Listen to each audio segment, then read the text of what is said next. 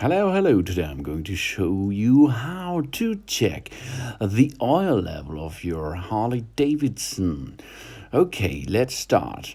You have to check the oil level in case of that the bike's engine is hot. So we have to start the ignition and the engine, of course, and let the machine run for about 3 minutes. Then shut down and have a look on the right side of your seat. There it is, the dipstick. Push it in and rotate it left, turn out.